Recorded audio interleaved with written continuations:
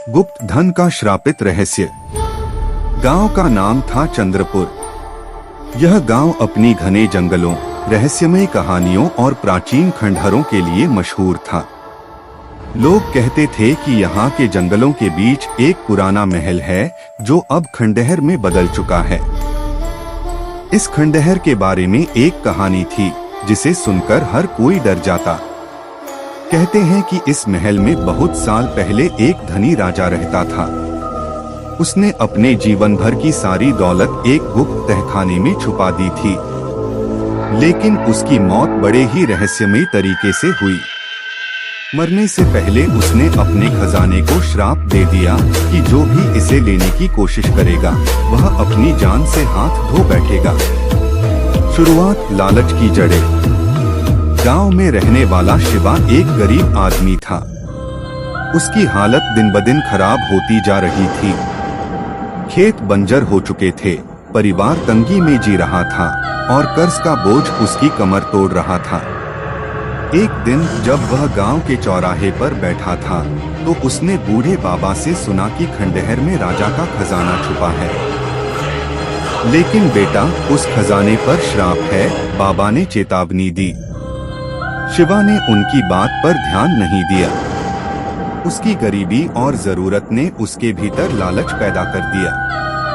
उसने मन ही मन सोचा, श्रापवराप कुछ नहीं होता। अगर वह खजाना मेरे हाथ लग जाए तो मेरी जिंदगी बदल जाएगी। खंडहर की ओर यात्रा। शिवा ने अपनी योजना बनाई। उसने अपने दो दोस्तों मोहन और रमेश को इस खजाने के बारे में बताया। दोनों भी गरीबी से तंग आ चुके थे और लालच के जाल में फंस गए। एक रात जब गांव में सब सो रहे थे, शिवा, मोहन और रमेश ने खंडहर की ओर अपनी यात्रा शुरू की। अमावस्या की रात थी। आसमान पर चांद तारे भी नहीं थे। घना जंगल और रात का सन्नाटा माहौल को और डरावना बना रहे थे। जैसे ही वे खंडहर के पास पहुंचे, ठंडी हवा का झोंका आया। खंडहर पर लगे पुराने पत्थरों से अजीब सी आवाजें आ रही थीं। शिवा ने एक दिया जलाया और तीनों ने खंडहर के अंदर प्रवेश किया। खंडहर के अंदर का माहौल। खंडहर के अंदर घना अंधेरा था। टूटी फूटी दीवारें, झाड़ियों में उलझे जाले और फर्श पर बिखरे पुराने बर्तन इस जगह को बेहद डरावना बना रहे थे। हवा में एक अजीब सी गंध थी, जैसे किसी चीज के सड़ने की। शिवा ने दिए की रोशनी में दीवारों को देखा। एक दीवार पर अजीब से निशान बने हुए थे।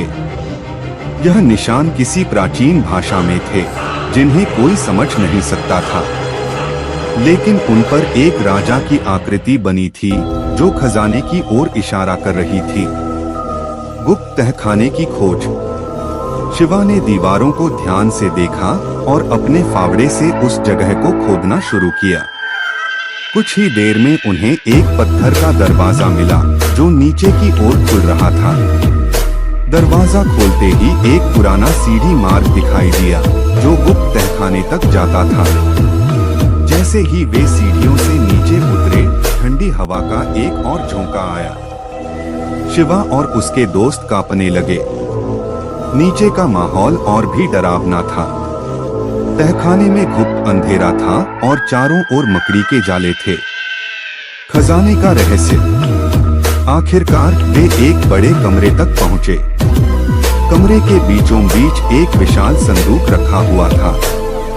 संदूक पर वही प्राचीन चिन्ह बने हुए थे। तीनों ने मिलकर संदूक को खोला। जैसे ही संदूक खुला, उनकी आंखें चमक उठी। उसमें सोने के सिक्के, गहने, हीरे और न जाने कितनी बेशकीमती चीजें भरी हुई थीं। शिवा ने सिक्के उठाने के लिए हाथ बढ़ाया ही था कि कमरे में एक अजीब सी आवाज गूंजने लगी। ये धन मेरा है, इसे छूने की सजा तुम्हें मिलेगी। श्राप का असर। तीनों ने डरकर चारों ओर देखा। कमरे में कोई नहीं था, लेकिन हवा भारी हो चुकी थी। अचानक संदूक से एक काले धुएं का गुबार निकला और उसने एक भूतिया आकृति का रूप ले लिया। यह आकृति उस राजा की थी जिसने खजाने को श्राप दिया था।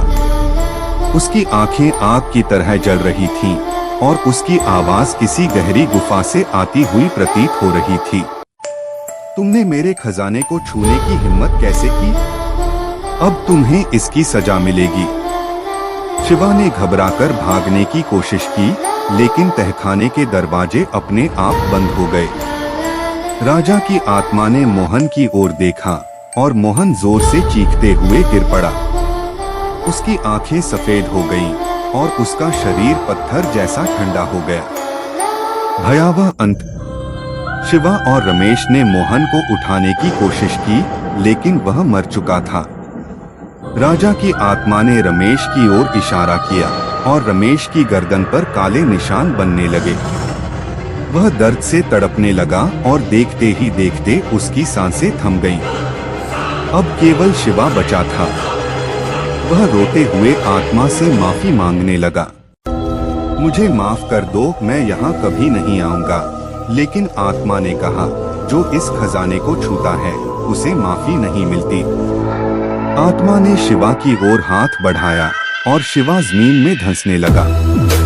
वह चिल्लाता रहा, लेकिन उसकी आवाज खंडहर से बाहर नहीं जा सकी। गुप्त धन का श्राप जारी। अगले दिन गांव के लोग शिवा, मोहन और रमेश को ढूंढने निकले। उन्होंने खंडहर के पास उनके फावड़े और दिए देखे, लेकिन किसी की भी लाश नहीं मिली। कहते हैं उस दिन के बाद से खंडहर में अजीब आवाजें सुनाई देती हैं। जो भी उस खजाने को लेने की कोशिश करता है वह कभी वापस नहीं लौटता। गुप्त धन आज भी वहाँ है, लेकिन राजा की आत्मा उसके ऊपर सदा के लिए पहरा दे रही है। क्या आप उस खजाने को लेने की हिम्मत करेंगे?